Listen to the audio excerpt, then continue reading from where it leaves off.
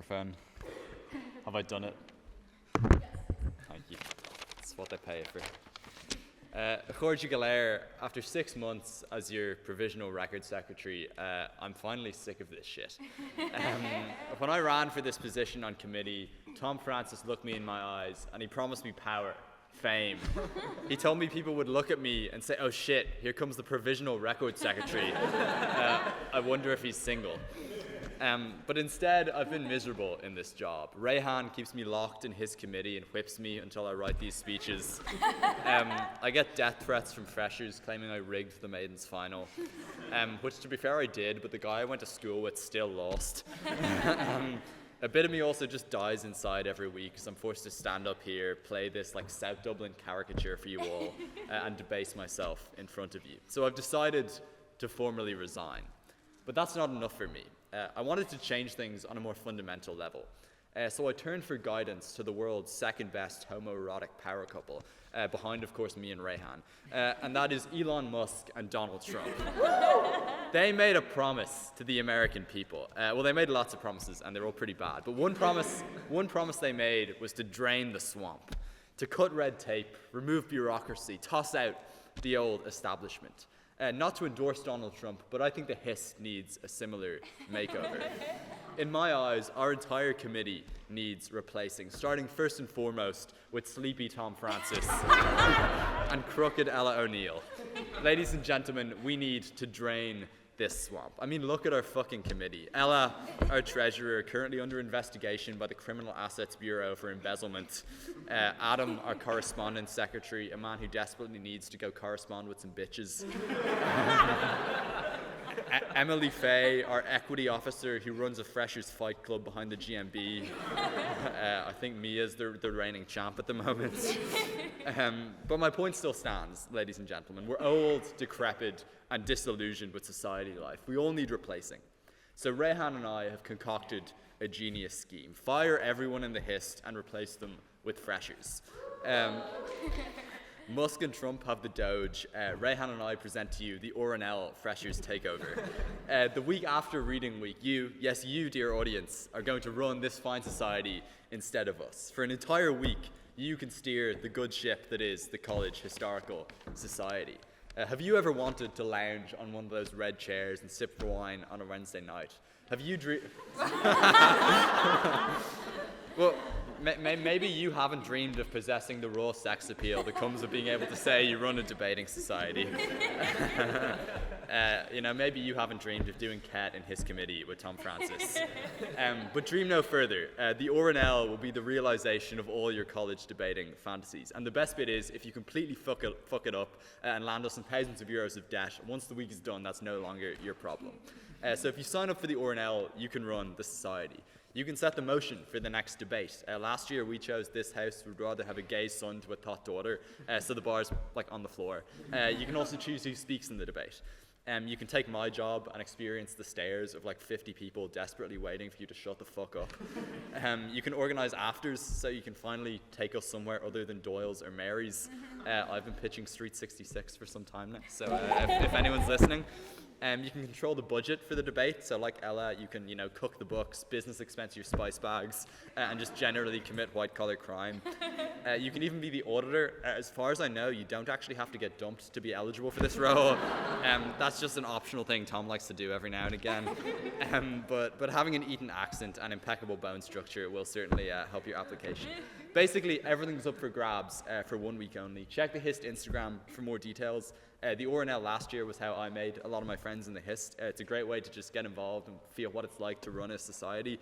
And even if you're not too interested in that, just the debate and the afters are always really good fun. It's genuinely a brilliant week. So make sure to sign up, get your friends to sign up as well. You also don't need to have done anything with the Hist before to sign up. We're specifically looking for either freshers or just people that are kind of new this year. So don't worry about not feeling like it's for you. There's also no real limit to how many people can sign up. We had 2 auditors and 3 treasurers last year. So yeah, looking forward to seeing you all take over the society. And so with that, there being no further business, last week's meeting was concluded.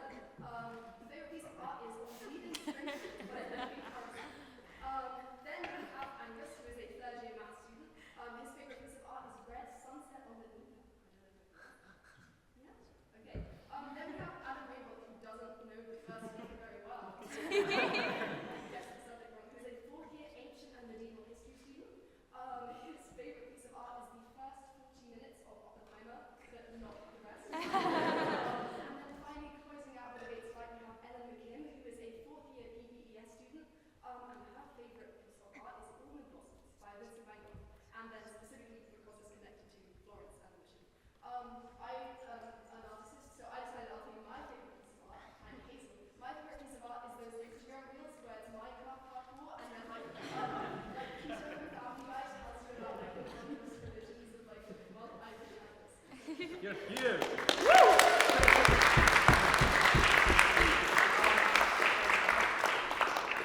thing I forgot to announce is we are doing floor speeches tonight, so if you guys feel particularly compelled at any point in the debate, send the Hist Instagram DM, or me if you've got my number, or write like a little note on a piece of paper with your name and the side you want to speak on. Yeah, okay, cool. So the motion for the House is this House believes that all art is useless, and I'd now like to call on the first speaker in tone proposition to begin the case.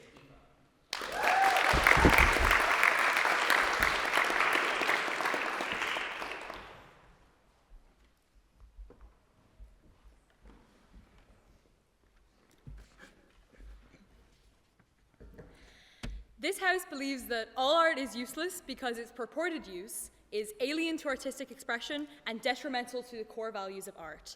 As first proposition, though, let's start with what are we actually talking about here. So tonight, the Hist is tackling one of the great questions. What is art? Andy Warhol, for one, said art is anything that you can get away with. Unfortunately for Upbench, though, Andy Warhol was also a slimy little shill, so we can do a bit better than that, and we're going to work with a definition that discusses art as a matter of two processes, intention and creation. So let's illustrate this.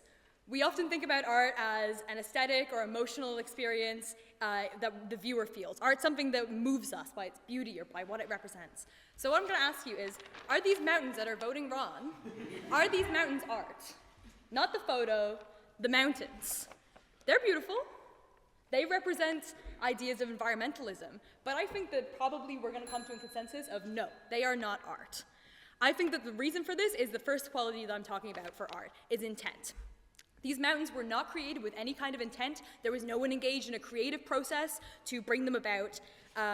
And this intent's important to us because it allows us to value qualities within art that go beyond the physical form. It allows us to engage in the ideas and emotions that the physical form embodies. So we'd say that those mountains, therefore, are not art because they can't be engaged with intellectually like this. That's not... yeah, in a minute. Sure, why not? Actually, now's a good time. Exactly, so that's a really good point. Where I got this from, the guy was like, are these art? And someone said, yeah, because God made them. And then the guy was just like, let's keep it secular. So I'm going to do the same thing. Let's keep it secular, guys. That's not to disregard form, though, because creation, the second component I'm talking about, is where form comes in. Something has to be created, not just found, and what's created then organizes the ideas within art that we engage with. Good choice of form enhances the art form, and a bad choice hinders it. So where is he? I don't know. When Sean O'Connor plays the tin whistle, it is shit, and he is shit at it. But the form is exquisite for the message. It organizes his ideas perfectly because what he's trying to communicate is that he's a pathetic, whistleblowing little freak. He's not engaging in commentary or trying to launch discussion about like protecting Irish art that's endangered. But if the Cranberries tried to this kind of approach and use his form, they'd be fucked. No one would care about their message. The Cranberries are flopped, Irish music is fucked, and there's no more tin whistle. So form is important, but whatever. Anyway, with these components, this is my working definition of art, is that art is anything created with the intent to provoke an emotional response. In using this definition, Prop Bench is going to reject the imposition of use onto how we conceive of art. We're getting to the actual debate. So what we believe about art is crucial. In fact, like what we believe about art above other kind of ideas is uniquely matters because ideas shape art's reality because how we engage with it intellectually is kind of formative about what we consider art and what we think about it. So what happens when we believe that art has a use? What does the reality look like? It looks like, I think, us rejecting Irish and its art as a waste of our time. It looks like the quagmire of NFTs and AI art as efficiency maxing our use of like artistic culture, visual culture, whatever. It looks ultimately like a denigration of art that does not fulfill the expectations of usefulness. Use is determined by external impacts. This runs totally in opposition to the personal expression that we so treasure in art. The Mona Lisa has no like intrinsic use. The use that we find of it is external. It's a good painting, but there are a lot of good paintings. Why do we queue to see this one for hours? It's because there's an externally imposed value system that deems that we, should do so. This is what gives it this use and particular version of value. The Mona Lisa ultimately has clout. The Adoration of the Magi could fucking never. That's also a Da Vinci painting. So to integrate use into our understanding of art then imposes these kind of externalities on what we find important about art, which is its private and personal expression. This means that art is quantified. When people believe art is useful, they are given a seemingly objective way to measure its value. This works because this is just a more intuitive way to understand art. It's seemingly objective, so we can identify impacts that art has in the real world as use and say, therefore, this piece of art is better because it has more use, has more impact, whatever. This is exactly my issue with declaring art to be useful. Wait, what? Sure. Do we not consider personal expression to be a use? No, because I think under the definition that I've outlined on art, that this is, this is what is a component of creating art. It is not therefore a use that is, impacts externally. So when people engage in art then, and they apply this narrative of use, they look at the external objective impacts that art has over subjective qualities, because this is a more intuitive and measurable way of valuing art. This then strips this autonomy from the artist. When you look at your niece's little scribbles, your response, if you value use, is not, that is so sweet, and I am so glad she's not a little cocoa melon demon exclusively. Instead, because you believe that art has use, you inform her to get fucking good, loser, achieve some social change and economic profit before you even think about picking up that crayon again. And I think that this approach is ultimately antithetical to art's most central and sacred purpose, this individual creative expression. Where else is it that we're allowed such creative freedom and subjectivity but in art? In all other aspects of our lives, we have at least some form of objective valuation, and we're constrained by these systems. What's key to the catharsis of art is this individuality that use strips away from it. In art, we create our own value, and this must remain unimpeached by assessments of use. I think that this is the issue that tonight's debate is trying to combat, the devaluing of art. We're going to look at this from two different perspectives. Op will tell you about the social functions of art. They'll give you definitions of use. They'll tell you how small their burden of proof is. We only have to prove that one piece of art as used, motion defeated. But what I'm telling you is a simple case, and that's that the way we think about art matters, and when we introduce an axis of use into the way we think about these, valuation is then external and it's stratified. Art and the intent in making art is recontextualized. The specificity of an art's piece of creation is appropriated towards a wider, more boring and utilitarian system or discussion of use. If we genuinely see the arts as a way to engage in this kind of critical thought, then we must protect art's unique status. Our ability to engage and our ability to express and engage in art truly. Therefore, I'm going to urge you to revel in your useless arts degrees and support the motion.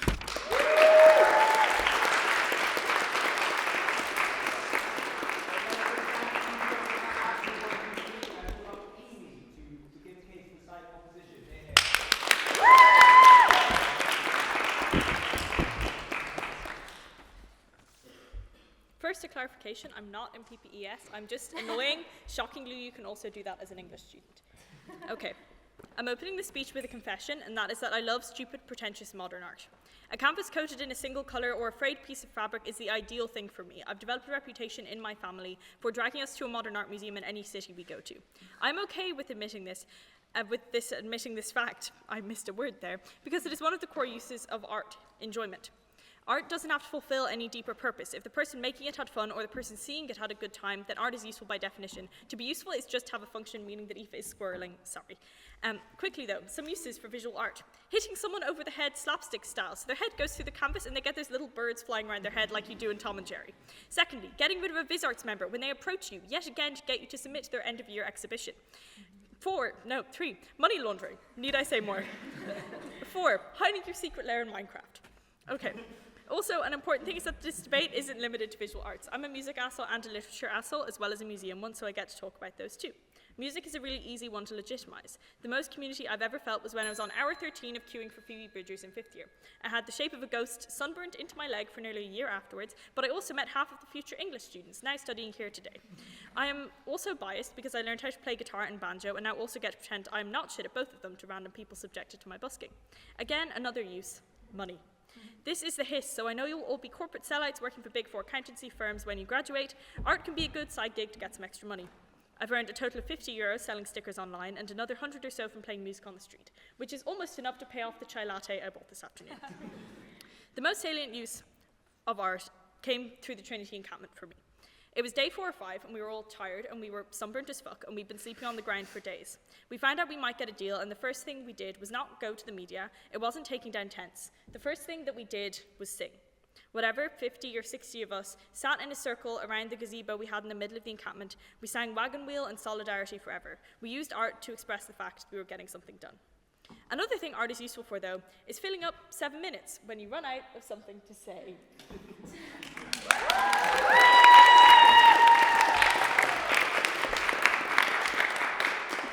I have never timed this.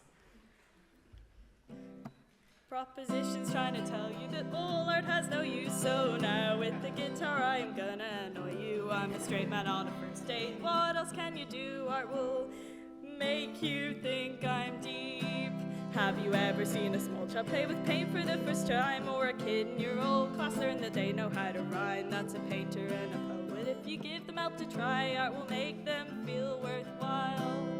Shitty artistry's important, even if the Hist is full of businessmen. Deloitte does not mean fulfillment. There is so much more to life.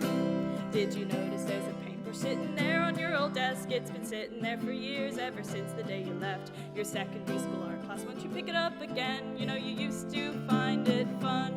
I'd argue fun is still a function just as good as any else. If it makes you feel happy, then it justifies itself to someone likes to see it. That's a bonus and it sells. Just try it one more time. If art really is so useless, then why could I get a whole speech out of it? Why did Adam make me bring in my guitar for this? Just try it one more time. Take a moment, think about all the art you've seen, from your favorite album to a painted landscape scene. Did the artist have a motive or a goal for you to glean? I will bet you that they did. You might say that art sits on a shelf or rots away, but what songs cleaned the Hudson and what poems sculpted clay? They were things made by artists who made art from day to day. It's everywhere all the time. This song really is so stupid, and I regret agreeing to this. But if its use is just annoyance, then that is still a use. I haven't timed the speech before, so this verse might be cut. However, if it isn't, then the value isn't some of the economic output of the art you make or run. It is any use you find. By now you might have noticed that this tune is not my own. It's been used by many artists for their point to hammer home. I'm not Guthrie, I'm not Seeger, but someone who thinks they were good. And the union makes us strong. Solidarity forever, solidarity forever, solidarity forever, and the union makes us strong. Solidarity forever, solidarity forever, solidarity forever, and for union press vote wrong.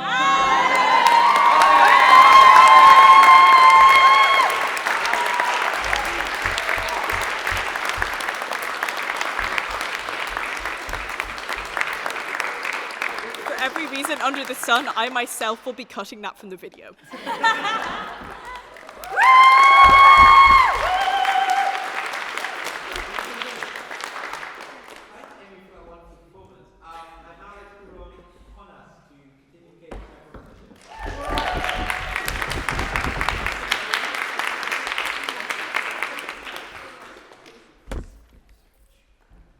I'm gonna take a minute because my laptop is disgustingly slow, so bear with me.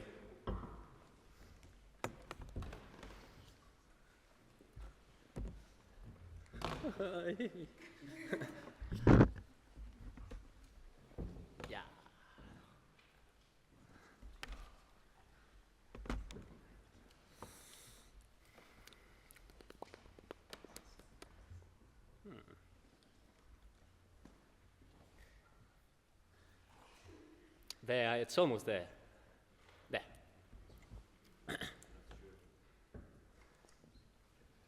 My dear sir, art is useless because its aim is simply to create a mood. It is not meant to instruct or to influence action in any way. It is superbly sterile, and the note of its pleasure is sterility. If the contemplation of a work of art is followed by activity of any kind, the work is either of a very second-rate order, or the spectator has failed to realize the complete artistic impression. This is how Oscar Wilde answers after being inquired about the line that, I guess, inspired this debate. That is when, in the picture of Dorian Gray, he states, all art is quite useless. Now, I only know this because after I signed up to prop this absolutely devious motion, the despair and anxiety of having to speak here today took me immediately to modern-day Alexandria, that is YouTube. I typed in the motion, and I encountered this Japathon delivered by Wilde and his disciples. And while I agree that all art is useless, I personally think that his explanation is quite nonsense. And I didn't want to hit y'all with a cheap, but guys, being useless, it's what makes it valuable. And I also considered saying, well, you cannot eat art. No, tango doesn't cure gonorrhea, so it's not useful. But since I also want to prove that everything is art for the film, I'll have to shut up about that one. So, what was there left for me? Public shaming, laughing and pointing in the GMB, no way. So in my biomadness, I fearfully entered the usher and cooked what is due upon thy souls. Terminology. I'll call whatever is purely scientific phenomenon, e.g. the whole light spectrum. And the human appropriation of that phenomenon will be the nomenon, e.g. the color spectrum. So, molecules coming together to form wood, it's the phenomenon, and a table, no, for legs, I can put things on it, the nomenon, my idea. Every phenomenon susceptible of creating a nomenon is either man-made or natural. It is either susceptible to being made with care, expertise, and attention to the details, man-made, or susceptible to being admired, that's natural. Now, it intuitively follows that by said definition, art is a want. Art resides in intentionality, either to do things with care or to find beauty. Thus, the existence of art comes after the existence of the artist. I know it seems like I've completely derailed, but please bear with me. The artist, when exercising artistic intention, is always turning some nomenon into a spectacle, turning the end of the day into a sunset, turning the clash of lips into a perfect kiss, or turning the act of eating after 7 p.m. into a fine dinner dressed up, pink lipstick under the chandelier, and a spectacle. So, phenomenon. Through cognition, nomenon, and through artistic will, spectacle. Now, in this way, the need for an observer, either the artists themselves or a third party, arises. And art is now a social relationship between two artists, the creator and the finder of beauty. Great. Then we arrive to the realization that art is not a phenomenon or a nomenon. Rather, it is a quality, a shared category. It inhabits the Platonic. It is a trait, an inherently useless trait, insofar it fulfills itself. Art is, by this definition, pure communication, insofar it lacks a message. Why? I'm explaining it. Don't worry. Art has to be taught, to see paintings, to appreciate classical music, to read a poem. Thus, it is useless in its redundancy, insofar it just strives to trigger some previously known idea or previously sensed emotion in the receiving end. Art, rather than the communication of a message, is the summoning of knowledge. A sad song only brings the sadness that is already inside of me, inside of the listener. Take home point. In its communicative redundancy, all art is useless. So, now that we all agree that art cannot communicate, one might say, well, it acts as a reminder. Incorrect! You haven't understood anything, because a flower doesn't remind me of spring. My previous knowledge about flowers, it's what reminds me of spring. Communicative redundancy. In the object that is now called art, there is content for the artist, and on the other hand, there is a completely different content for the spectator, because the creation of the spectacle is in the eyes of the watcher. The two detached kinds of artists, the creator and the spectator, remember them from the beginning, each have their own place in the experience of art. Thus, there is a disconnect between the artist and the spectator, because the artist cannot decide what is going to be remembered in the mind of the watcher, even if the one that watches is the artist themselves. Because either person in... I got lost. Okay, because each person in each concrete moment of their life creates different spectacle for the same thing, e.g. nobody swims in the same river 2 times. Furthermore, each one of us creates its own spectacle in their minds when they are wearing a tuxedo with elegance, when rolling a joint, when having sex, when seeing a painting, when listening to music. Now, it's true. Now, having reached the end, we realize, having reached the end, we realize that art, being a social relationship, art, being an intention, is a perfectly useless one, because the art in question is only found inside each one of us. Art dies outside the human mind in the same way fish die outside of the water, and therefore it completely double fails. As a social relationship and as a quality one can insufflate into objects. Now that's my speech, so I wrote up here some answers to POIs that there hasn't been any. So no, you're over time. So I'm going to make the POI and the answer. Now, you can say, well, art is useless for the trained people. No, it's not useless for the trained people. Art is like LSD, but a little bit less, you know? You can never know what to expect from an artistic impression. You can never know what you are going to get from a sad song, no? I stand in a cathedral, I look at the tall ceilings, am I going to feel God? Like, maybe I remember the cave I used to live in, maybe I remember my mom that's in the sky. Art is like LSD, and art is redundant. Thank you.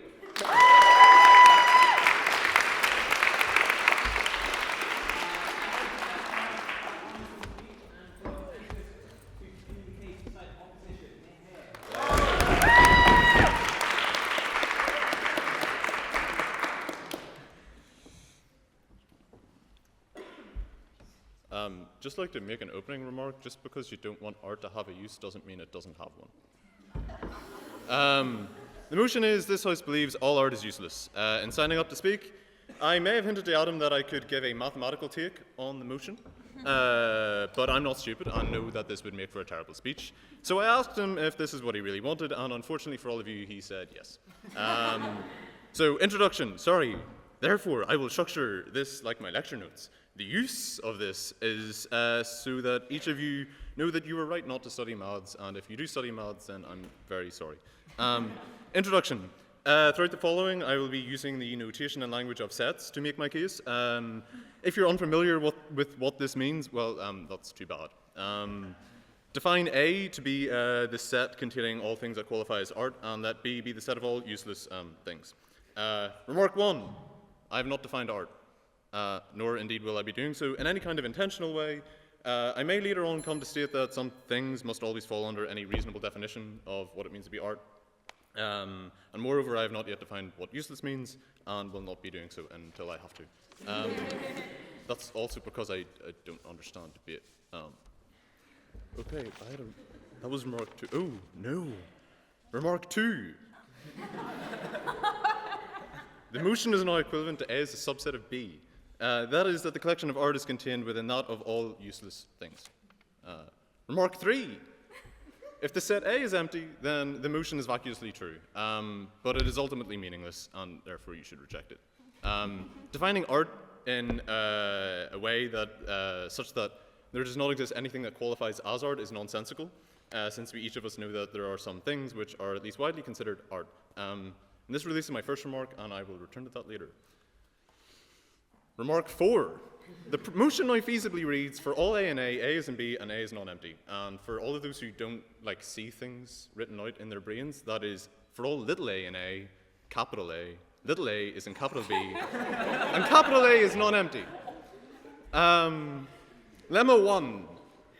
Given the set capital A, It is now reasonable to state explicitly that some little a is actually in A. I can always name an element of A. I can always name some piece of art. Proof. If you're familiar with the Zermelo-Fraenkel set theory axioms, along with the axiom of choice, this is an incredibly trivial statement. In any case, to prove that your definition of art does indeed define a non-empty set, it will be necessary to show this. And stating explicitly that something does indeed satisfy that definition is the easiest way of doing this. And moreover, the axiom of choice ensures that this can always be done.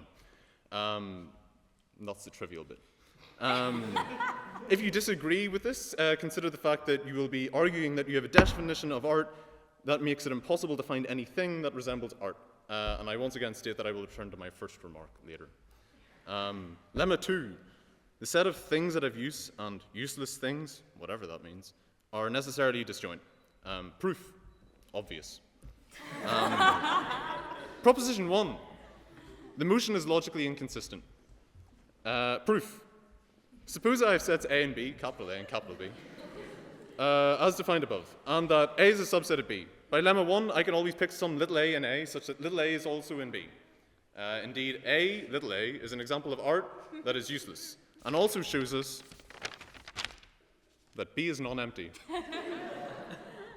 We therefore have some element of A, capital A, that serves as an example, and therefore has a use. But then, this art is in both the set of useless things and the set of things that have use. But by lemma 2, these sets are disjoint and have an empty intersection. This is a contradiction induced by the motion, and hence the motion is logically inconsistent. QED. Upshot, a logically inconsistent motion cannot be true. I rest my case. Since I could stop there, but I still have time. Remark 5. I will now return to remark 1. Remark 6. There are many reasonable ways to define sets. We can specify a rule for membership, which is a whole thing, i.e. we can define what it means to be art, or indeed we can just simply list elements of a set and define the set to be the collection of those elements. No. Remark 7. I will now define art. Rather, I will now define a subset C, capital C, of art. This set can reasonably be assumed to contain music, literature, and other things commonly understood to be art, and these will form the elements of C. Remark 8. I have not defined music, etc. In a similar way to how I define the set C, we can enumerate a subset of C. Namely, I will define a subset of music. Let S, capital S, be defined as the set containing at least one of Shostakovich's Piano Concerto No. 2, Shostakovich's Symphony No. 7, Leningrad, Shostakovich's Symphony No. 11, the year 1905, or Smash Mouth's All-Star. At least one of the following, or all of the above, can reasonably fall under any good definition of art, since they are each works of great skill, cultural value, and emotional content. Here's how they are useful. Shostakovich's second piano concerto was written as a birthday present to his son. Additionally, it has the use of making me happy when I listen to it, although this is not externally verifiable. Yeah. Sorry, was the POI about Shostakovich's piano? Well then, because I'm happy to talk about that. I love that piece of music. I'm sorry, yeah. Yeah, if you can just define a thing, like having an associated use, presumably nothing is useless. Like, presumably that set. Oh, I actually wrote that. Given that we could take any A from art to be that, feasibly, theoretically, any art can have a use, and so all art is useful. Thank you. Shostakovich's Symphony No. 7 was performed during the Siege of Leningrad during World War II and was used as an act of defiance. It is not used as a topic of debate as to whether Shostakovich wished to denounce Hitler, or rather all authoritarian leaders, including Stalin. Shostakovich's Symphony No. 11 was written to commemorate the failed revolution of 1905. This is use, and also now serves, i.e. has a use, as a topic of debate about the intentions of a creative living under an oppressive regime. Similarly, Smash Mouth's All-Star was used in the artistic masterpiece Shrek, 2001, in which the hero fights against an oppressive regime. Both the film and the lyrics of the song can be used as a teaching moment for all ages about the dangers of the world in which we live, while the music can also be used to soften the blow and make our lives a little easier to live. Remark 9. That was darker than it meant to be. Thank you.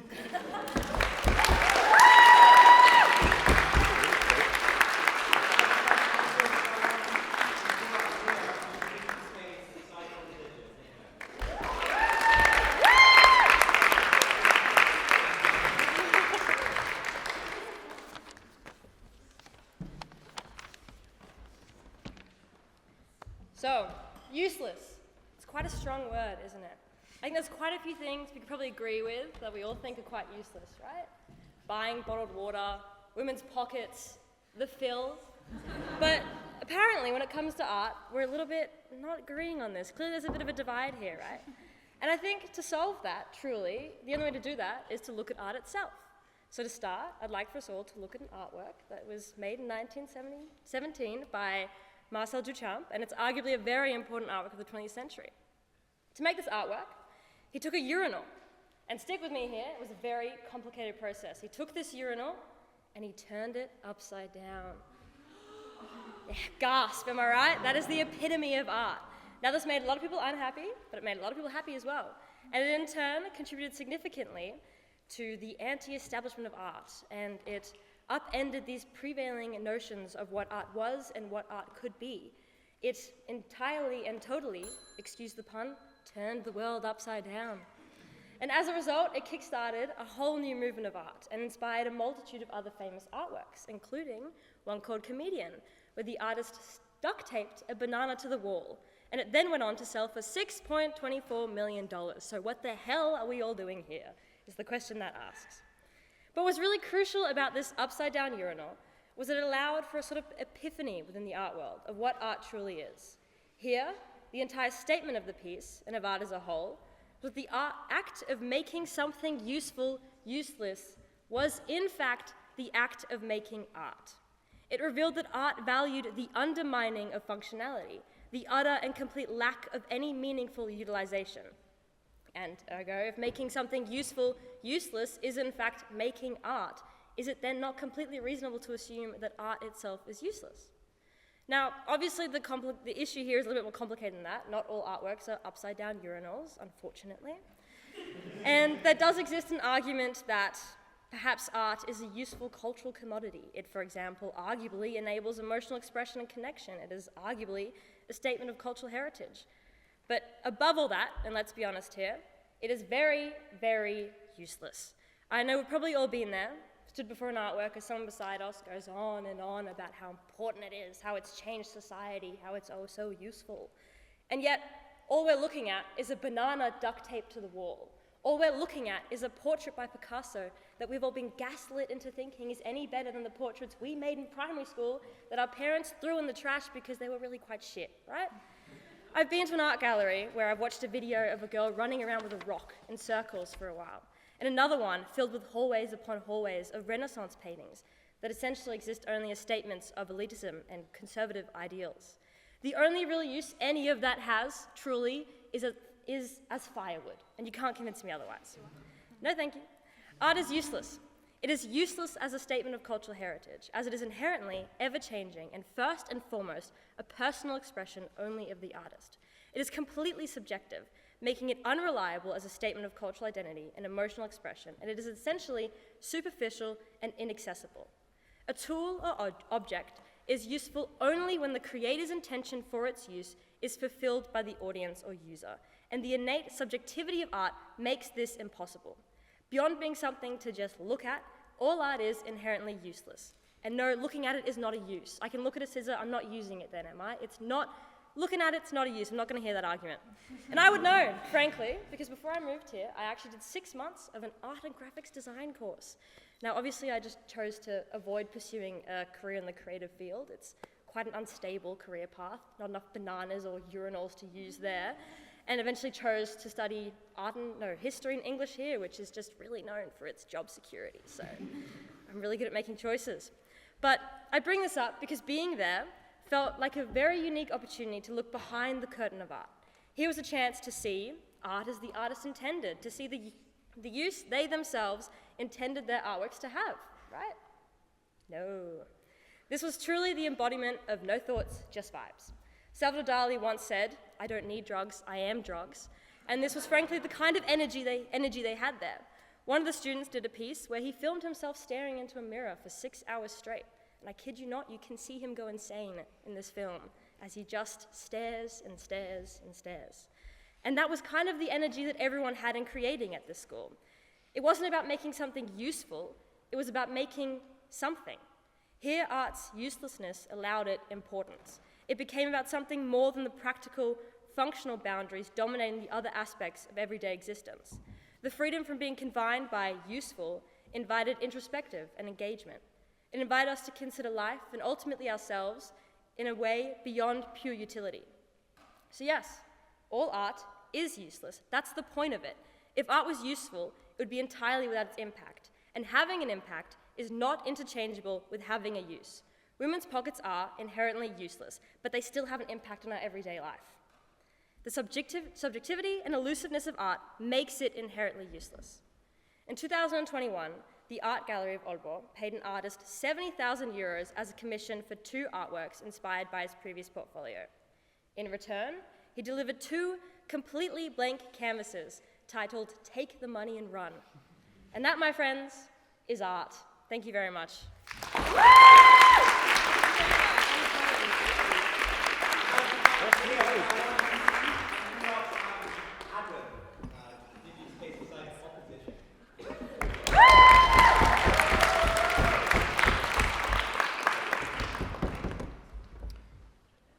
All right, just a quick trigger warning. I'm going to talk a little bit about gun violence, but not in too much detail. Don't worry. We're here because we're here, because we're here, because we're here. We're here because we're here, because we're here, because we're here. In his podcast, The Anthropocene Reviewed, John Green John Green recalls that as the song sung by English soldiers who were fighting in 1916 and World War I, spending their winter in trenches. The tune of Old Lang Syne reworked to this endless repeated phrase in the answer to the question which had haunted them for the last 2 years. We're here because we're here. Deprived of their agency, their identity, and their lives, sent to a war which is hundreds of miles from the home they fought to protect, to die over a strip of land that would benefit nobody. They did what people have always done when the words were taken away. They sang. If we claim that art is useless, we condemn those who have no other voice to art to uselessness. For the soldiers sitting in a wet trench waiting for the next time they'd be called to run into a storm of bullets and gas, that voice was an existential wail to give them company through that winter. I have an existential wail of my own. The song "In the Airplane Over the Sea" by Neutral Milk Hotel ends with the verse, "What a beautiful face I have found in this place that is circling all around the sun. When we meet on a cloud, I'll be laughing out loud. I'll be laughing at everyone I see. Can't believe how strange it is to be anything at all." It's a verse that echoed more or less nonstop in my headphones for weeks straight a little over a year ago, because that December I'd been on the ground floor of the Faculty of Arts building of the Charles University Prague when a former student went to the 4th floor of that building and opened fire, killing 14 students. I wasn't hurt, harmed only by the fear of police officers pointing assault rifles as I evacuated, the sight of students being rushed into ambulances, and the false memory of gunshots echoing in my head. But that night, spent huddling in a building for hours, wrapped in a gold foil trauma blanket while police combed through the bullet-riddled building, sent me into a period of utter uselessness. I spent those weeks in a kind of gray fog, while getting out of bed it seemed both exhausting and pointless. And so in that period, I'd listened to music, lived, nonstop, in the comforting existential embrace of late 90s grunge indie rock. As I stumbled through that period, dragging myself through exams and towards a new semester, I made a piece of art. I took that same gold foil trauma blanket that I kept from the night and wrote out on the words that had been filling my mind nonstop. How strange it is to be anything at all. It's not like good art, it's barely art at all, but it's what I made when I could make so little else. Last month, I went to the National Concert Hall to watch a film called Sing Sing, which had accompanied by a live orchestra. It's the true story of the Sing Sing Correctional Facility, which is a prison in New York, and their rehabilitation through the arts, or RCA program, which allows incarcerated individuals to direct, organize, and star in plays. The RTA program began in 1996, and it gives inmates a chance to spend their days working together, building something. Over the past 30 years or so, over 230 people have been a part of it.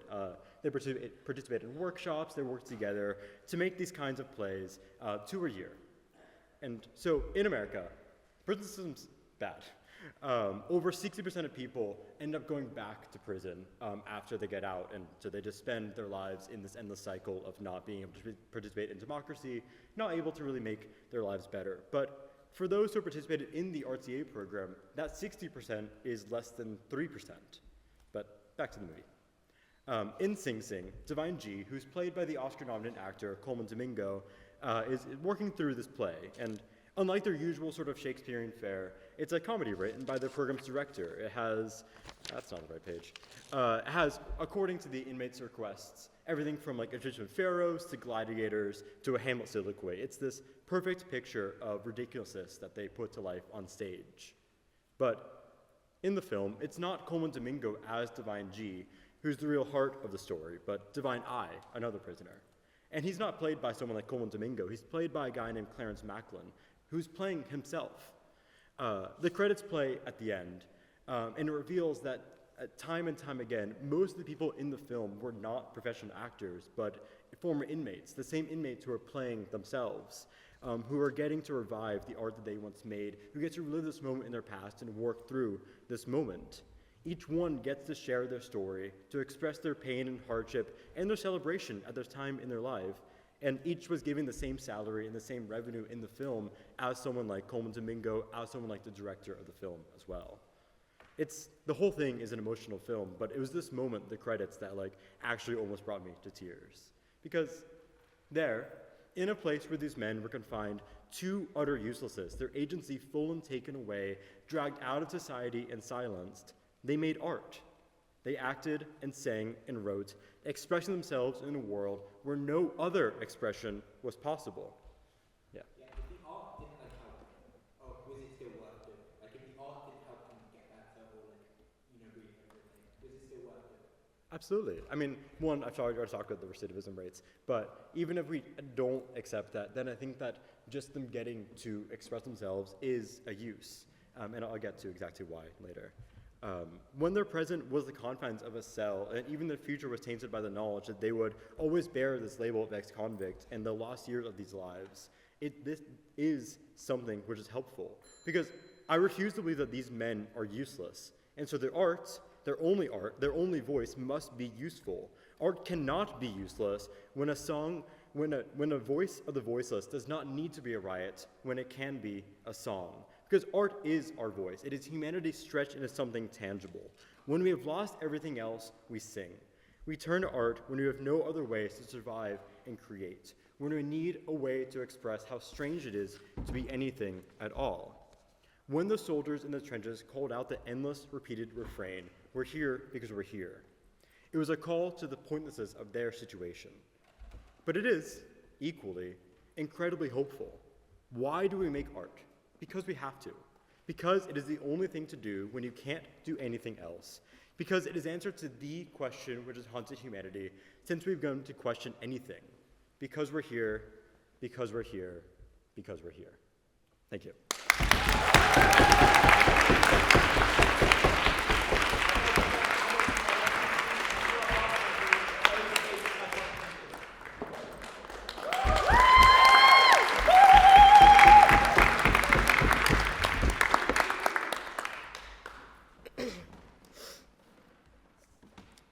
Thank you so much, everybody, and thank you for letting me speak as both a plucky philosophy student and a BPD art ho. I thought that this would be a very effective debate for me to sort of make my debut. So we're here because we're here, and art is for art's sake. For art to have a use, it has to be able to be used and have an end. Art does not have an end because art is a sublime end in itself.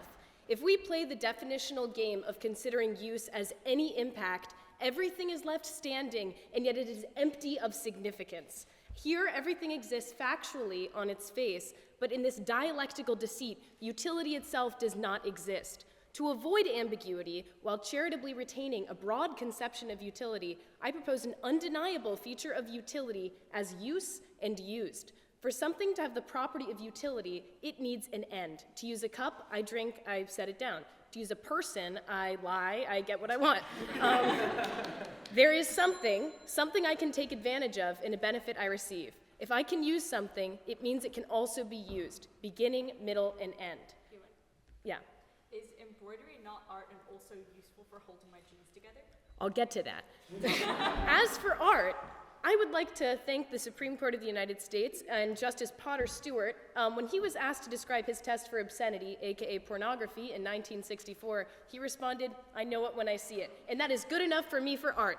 All right. Art allows us to exit the time and space in the strict and sequential sense. Art brings us to miserable tears while we ecstatically smile, and it waltzes with time before our eyes. Art conjures our mothers and fathers with Adam and Eve. It is not used in bringing us to this state because art is immediate. There is no beginning, middle, or end. We are tasting eternity at this very instant and all of the time. It flies in the face of sequence and the senses, and it does not subscribe to utility. It is a principal appetite of the soul to transcend, and life in civil society is mostly artificial. We live our lives in sequence, moving through space and time, experiencing time linearly. Art is when time is happening now, in the future, in the past, and not at all. There is no human purpose innate to art because it transcends human categories. In saying art has a use, we are limiting art. Has anyone ever lost track of time, engaging so deeply in something they love, like a dancer who is so practiced and talented that this movement is automatic, being so in love that time seems to move instantly? This is what art evokes constantly. There we go. Art eclipses utility, which has an end, entirely, and goes further. It does not have the property of use because it is so much more than use. Logic, science, and our sense experience demand that we see things one by one. Going back to the mathematical argument, it can be represented this way in a much simpler equation. 1 + 1 is 2. That's all the stuff that isn't art. Art is when 1 + 1 is 3. It is both of those things and the totality of those things. Language progresses unit by unit. We think in sequence. Art allows us to conjure two opposites at once, defying all ways in which we typically experience the world. We can consider infinity in a single moment when we experience a piece that moves us, like when people sang here, time moved differently because we experienced that, and it wasn't a feeling that we had, it was something that was happening, and it, and who knows what was happening and how time was working and how we were feeling. But it was all happening at once, right? We were all so moved. And we are taken underwater into this realm of the divine and simultaneously affected by opposites that art allows us to synthesize into something glorious. Art proves our freedom. It is because of art that we know we are free. Art is the only time our minds are talented enough to engage with complete opposites occurring at the same time, like joy and sadness, to transport us to other worlds, and we are liberated from the shackles of experience. For the argument that art can be used for political, practical, or social ends, like the encampment that was mentioned, the social function of art as a locomotive of history is compelling, but it is not a use. Art stands alone and affects the viewer. How the viewer uses this effect is not related to the use of art, and art representing social issues brings that issue into the realm of art. If that calls to action, great, but social purposes are tangential to the core of art, which is that ineffable sequence-denying thing. However, if you don't agree with that, political and social movements are sublime art too. Mass movements on moral principles uniting people in a cause. This is art. The goal is divine. The use is irrelevant. Movements like these collectively change in an artful manner. To call such movements a means to an end is insane because a moral end is an artful end. Art for art's sake. To imply that this movement is utility is to deny the magic of mass change. Change happens, but movements are not a vehicle, but an artistic expression of passion that impacts. The space a painting takes up to cover a wall, the benefits of music filling silence, and cultural capital gained from going to a ballet are not the parts of art that are the art. A good example of something with a use, like embroidery, like you said, I told you I would come back to it, is ceramics, an even more aggressive something that could be used. Indeed, there is very little that is more useful than cups and bowls. However, are collectors of artistic ceramics concerned with their utility? No, they have an appetite for their specific beauty. Curved reflections, lustrous glazes, and smooth surfaces are evocative and artistic. The art component of ceramics has nothing to do with its use. And on the point of the economy, yeah. I think that's only really true in Western societies. In a lot of non-Western cultures, the art that they create is also objects that are used regularly in household. Yeah, but the art component of those objects and their use is completely different from their use, and the sublime invocation of like the art component is separated.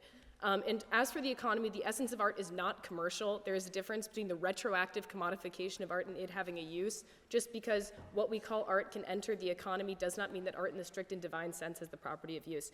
And pleasure of use, to call sublime intuition useful, is to limit it to human experience. Art is above that. Art is useless for the same reason some religions can't speak the name of God, because you actually can't put human categories on something so magnificent.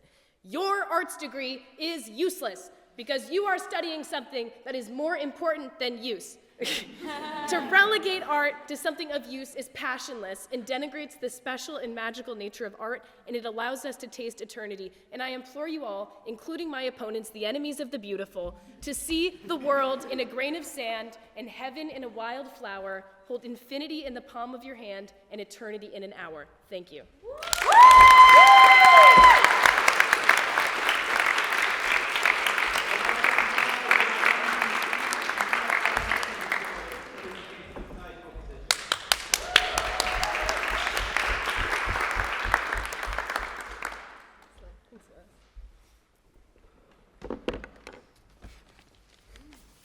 Stay with me here while we go on a little journey.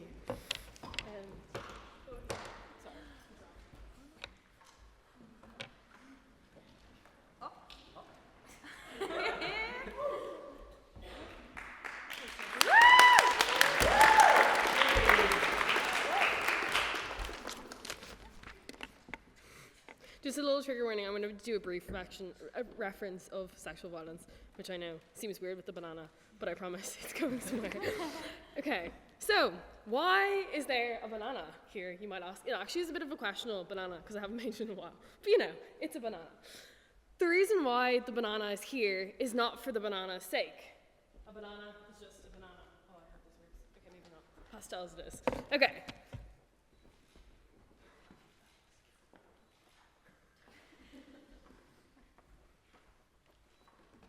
Now the banana has a person attached to it.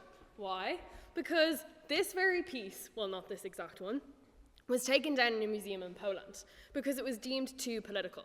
A picture of a girl with a banana. It was deemed hypersexualized, and the reason why it was removed in 2019 was because the banana was deemed to be a hyper or potentially harmful for young people to view. So a banana can be a banana, but a banana is also not just a banana. What happened due to this was a mass mobilization of people. Women in Poland protested this. Politicians got involved and celebrities. They did hashtag banana selfies and said that this was ridiculous. The outcry was enormous. Why was a woman eating a banana so deeply controversial?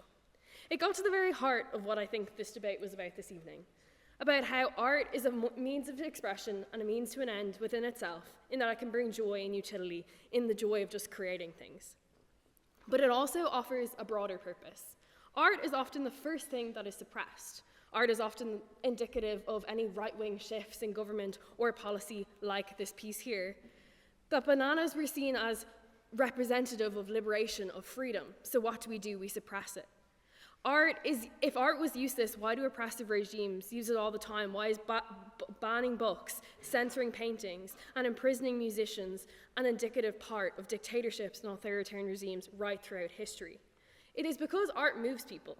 If anyone here has ever been to a Taylor Swift, sing-song or session, you know what those lyrics mean when a group of people sing it together. The collective effervescence of even coming into a debate this evening and hearing people sing. It brings people together.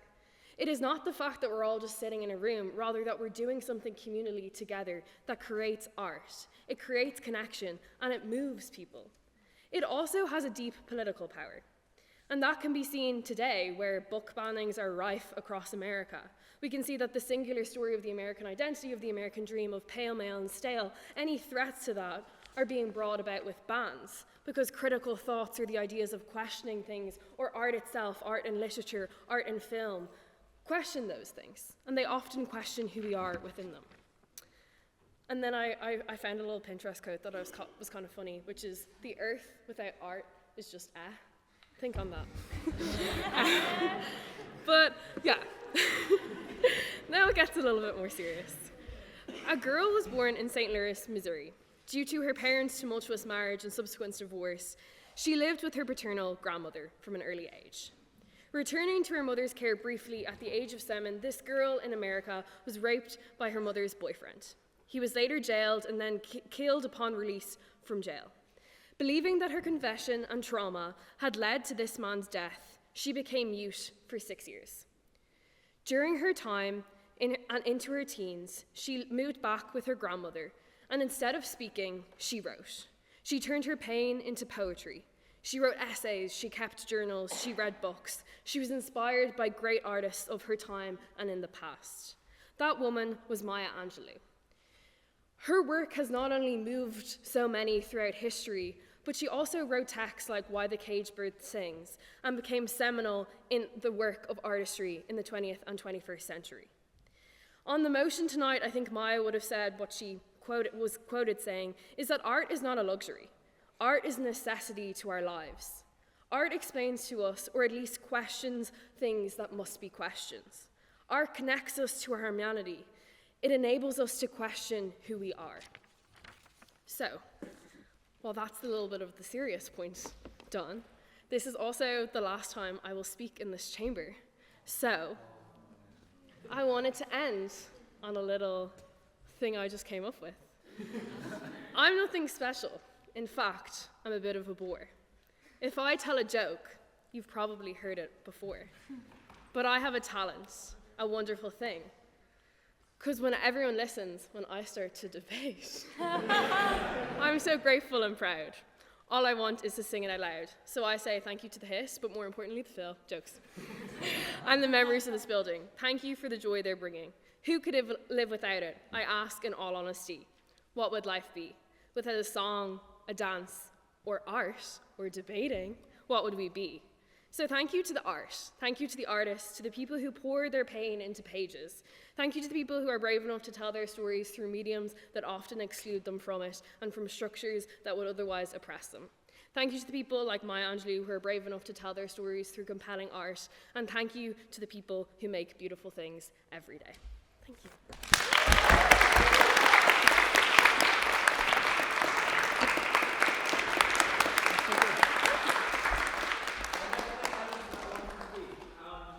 We've got 2 floor speeches on opposition. If someone wishes to do a floor speech on opposition, you can pass it up throughout this. But first we'll go with Arabella.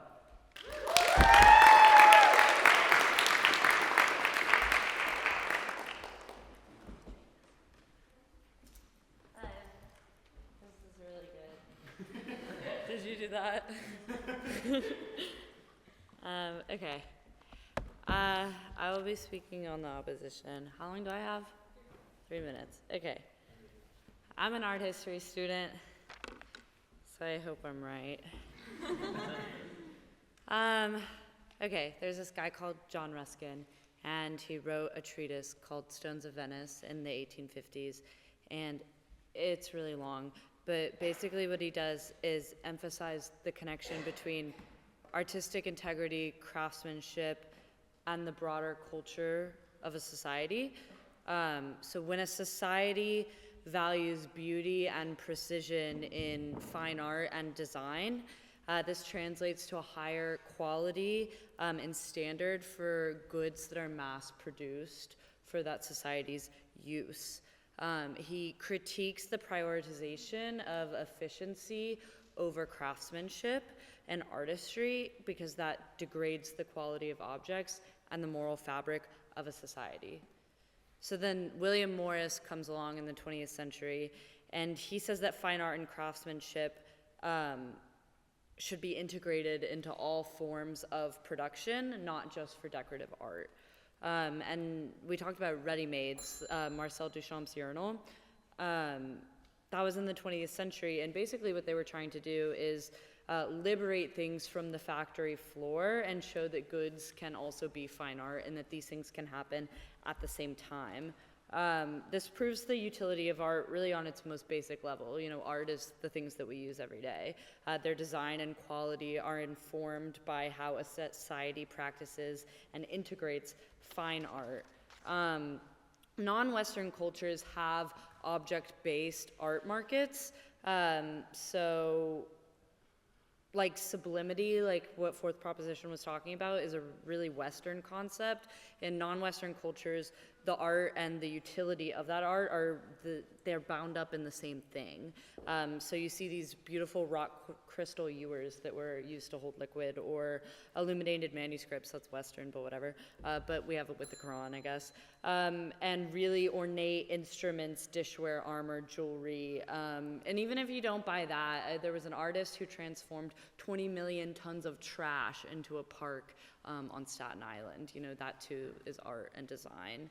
And I think it's okay to be utilitarian. It, you know, reflects the moral and ethical principles of that society. I think what the proposition was arguing is that art is an abstraction of values, and therefore, while important or impactful, has no utility. But I'm arguing that both of these things can be true at the same time. It can be an abstraction and also be an object with utility.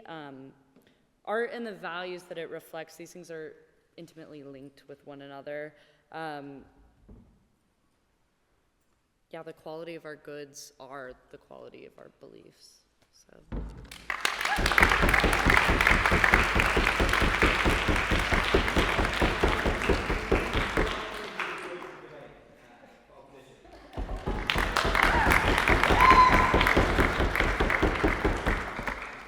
Thank you.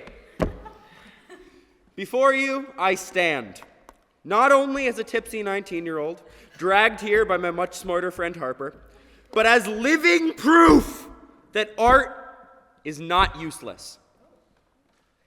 I spent 4 long, tormenting years going to art school. Shame. I know! And a prestigious one at that.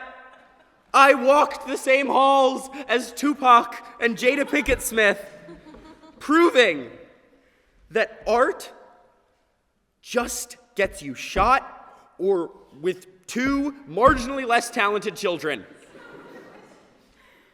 Lo and behold, all I got out of it was body dysmorphia and sexual trauma. So be warned! Art has a use.